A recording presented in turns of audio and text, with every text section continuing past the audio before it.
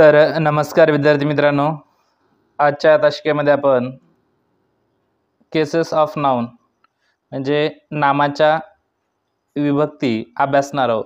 पाठीमागच्या तासिकेमध्ये आपण part of स्पीचला सुरुवात केली होती, त्यामध्ये नाउन पाहिलं, त्यानंतर टाइप ऑफ नाउन पाहिलं, त्यानंतर जेंडर ऑफ नाउन पाहिलं, त्यानंतर नंबर नावाचे टॉपिक आपण या अगोदर अभ्यासलेले आहेत। तर या तासिकेमध्ये आपण केसेस ऑफ नाउन म्हणजेच नामाच्या विभक्ती अभ्यासणार आहोत।